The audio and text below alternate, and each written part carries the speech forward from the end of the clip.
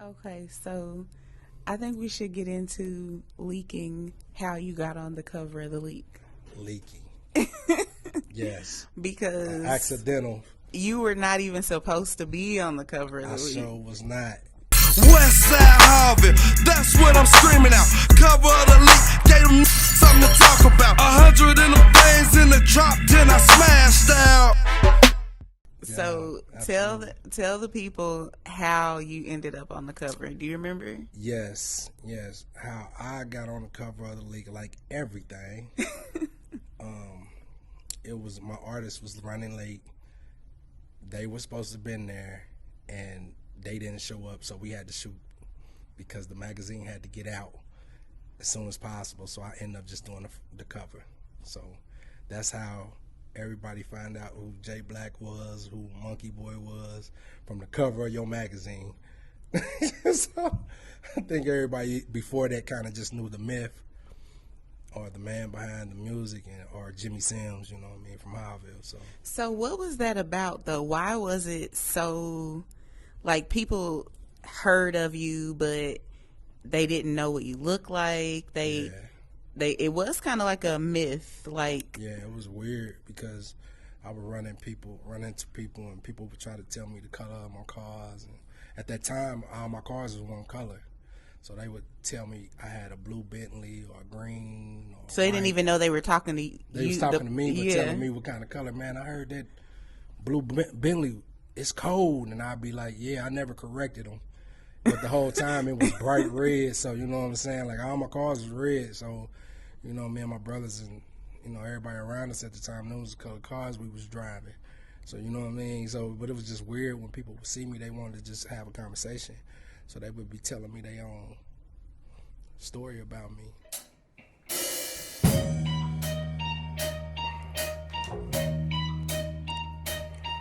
It's another Leak Live edition. I got the band in the house.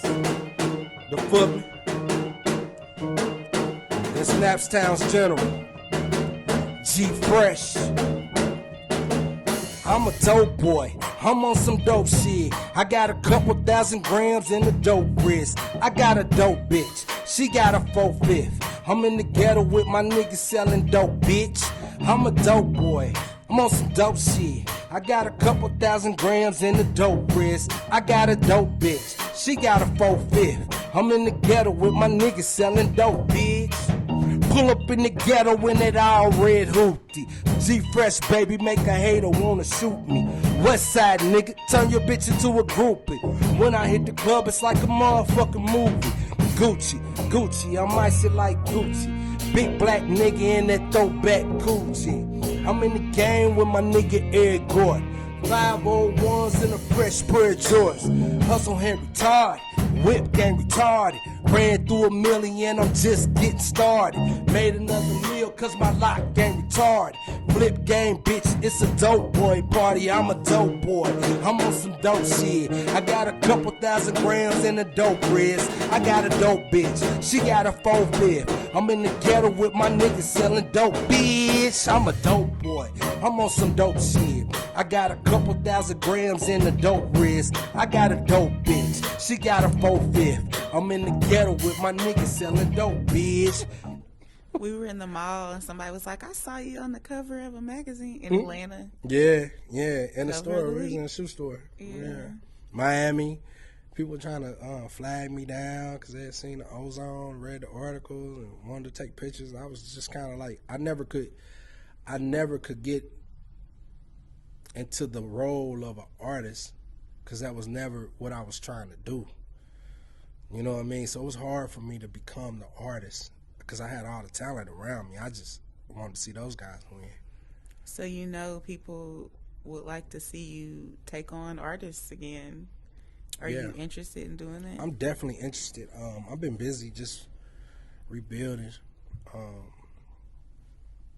these last few years with my businesses and you know, with my kids, and just rebuilding relationships. And you know, I spent a lot of time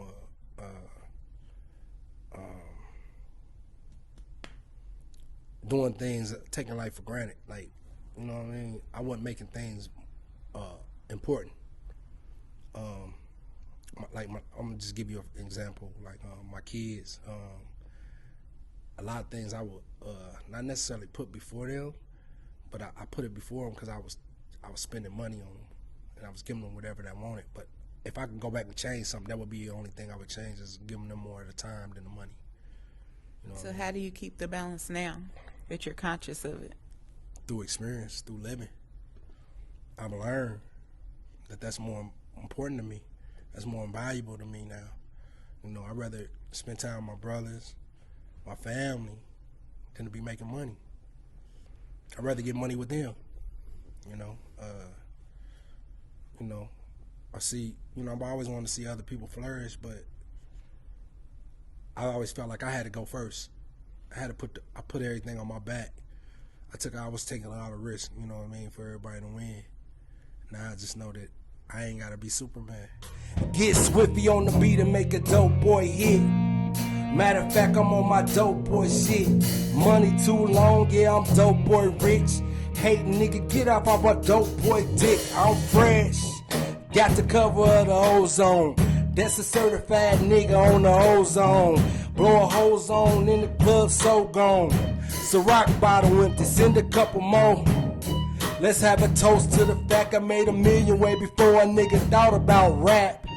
Way back, got it in with them packs. 7 for 100, hold ounce for a stack. I'm a dope boy, I'm on some dope shit. I got a couple thousand grams in the dope riz. I got a dope bitch, she got a 4/5. I'm in the ghetto with my niggas selling dope, bitch. Hey. Yeah.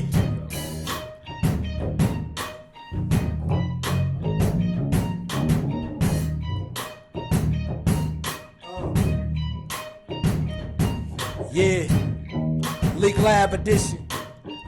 Again, the Footman, the band, and myself, Munki Boi, the General,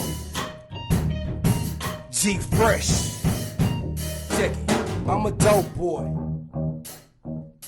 And so it's people in that same position now that are trying to figure out when to stop being Superman. Like, how do you determine when enough is enough?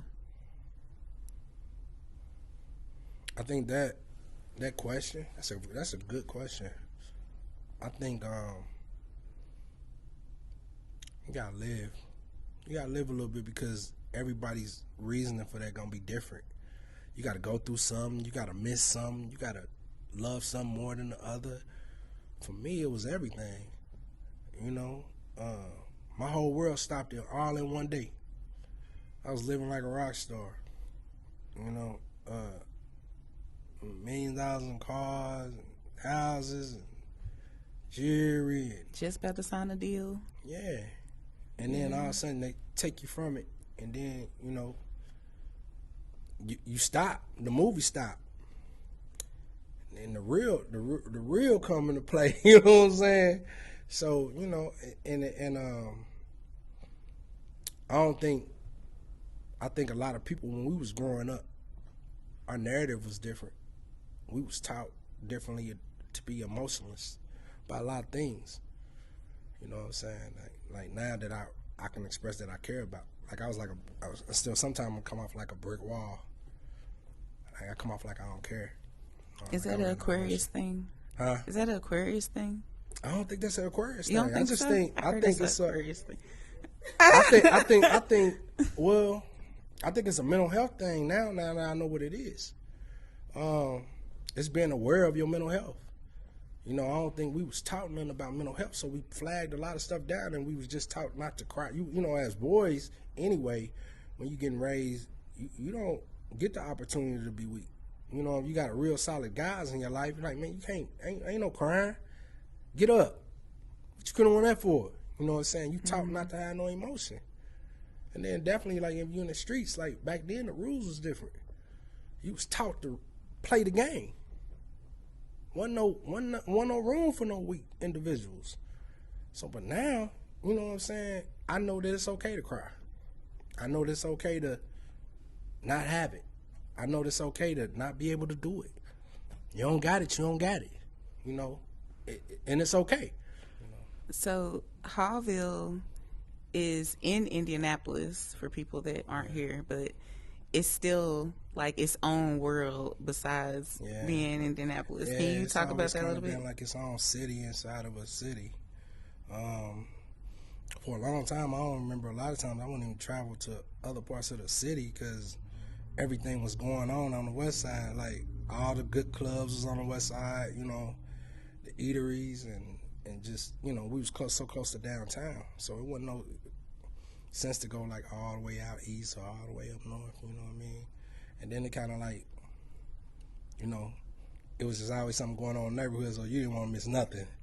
You know what I'm saying? Definitely getting money. So, you know what I'm saying? Like, you know, the farthest we would probably go to the mall, TNT, uptown, you know, go to all the little kid clubs. You know, back then there was a lot of 21, the rink, you know what I'm saying? A lot of hangouts you would go to, but that was far. It was back to the neighborhood, you know what I mean? So, you know, and then like I come from the projects, so it was kind of like one thing to be from the projects in Haughville than to be from living in a house. That was, if you was living in a house in Haughville, that was considered a good part of Haughville, you know what I mean? For the most part. Like anything like 10th Street to the projects was neighborhood. That's where Haughville kind of really got its name from, you know what I'm saying? But the whole Haughville definitely represents everything about it. So do people from Haughville all click up together? Or No. Okay. No, I think Haughville's kind of like rural areas like Chicago. Like every street is different. Every street, you know, you gotta have a relationship on. Like back in the days, like, you know, when we was on Warman, we was on Warman. If you was on Hall, you was on Hall. If you was on 10th Street, you was on 10th Street. It wasn't like everybody wasn't mixing. Everybody knew each other and knew, you know, but everybody stayed in their lanes pretty much, you know what I'm saying? Wherever you hustled or wherever you did whatever you did, you know what I'm saying? You did it on that block. And, you know, only time I know of when we all come together is when we outnumbered. So in clubs, we together. When it's time to fight. Haughville a unit, you know what I'm saying? So that's when you would see Haughville as a unit. But that was in like most neighborhoods, you know what I mean? So whenever, you know, the legendary neighborhoods anyway, like Brightwood, Haughville, you had Southside, and then you had North Side. Like it wasn't a whole bunch of names like it was now. So now you got Far East, you know, you got even when you talk about the West Side now, you got to put Motor Road area in there. You know what I mean? There's a lot of guys that did 2G, you know, that then built up their ends, and you know, got names for themselves. Yeah, let's go. West Side Haughville, that's what I'm screaming out. West Side Haughville, that's what I'm screaming out. West Side Haughville, that's what I'm screaming out. Yeah, okay, check it, it's my story. R.I.P. Debut, when you're young and getting money, they gon' hate you. Don't believe me? Go and ask Lil' Craig. Candyman got that nigga sitting in the feds, and that be word to the syndicate. Baby boy tossing meat, they was getting it. So all that ballin' shit y'all talking, we was living it. At 15, we was Sunset stripping it. One day, 10 stacks on Lynn Street. Trapping in that shack on Lynn Street. Lost it all shooting dice on Lynn Street. Same night, I got it back on Lynn Street. And Miss Ida, that's my Haughville lady. Put them H's in the sky if you from Haughville, baby. I'm in the club, I'm going Haughville crazy. And I don't give a damn, cause that's a Haughville mate. Yeah. West Side Haughville. Yeah. West Side Haughville. Yeah. West Side Haughville. And then another thing that I hear about Haughville, like you guys keep the legends of your neighborhood, like you keep their names alive. Like some of the, who are some of the people that you shout out in Hello Haughville? Man, I shout out a lot of people in Hello Haughville. Of course, a lot of people played roles in my life from Haughville, really everybody before me.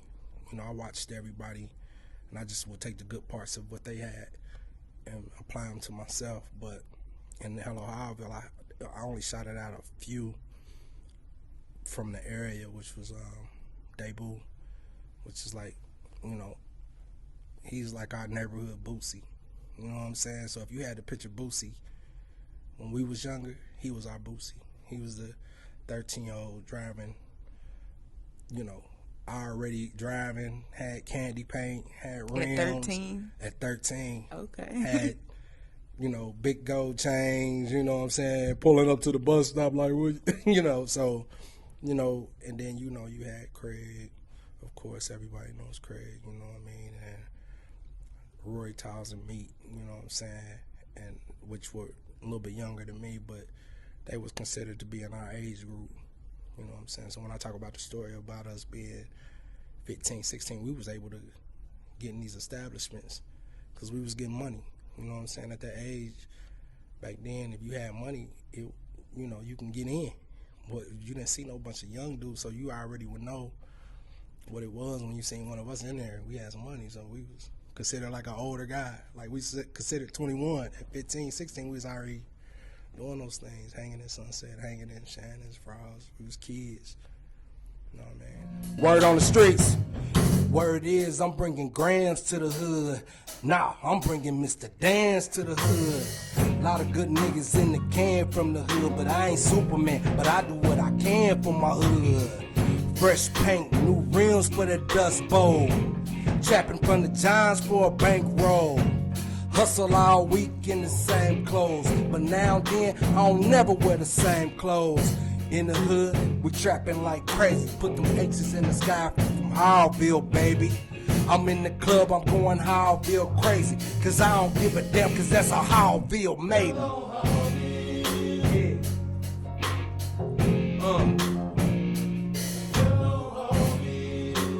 West Side Haughville, that's what I'm screaming out. West Side Haughville, that's what I'm screaming out. West Side Haughville, that's what I'm screaming out. Yeah. I'ma let the band take over. The Footman. Don't y'all forget that. Live lead performance. Right here, right now.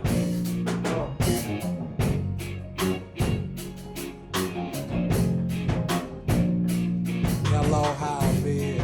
Yeah. My story. True story.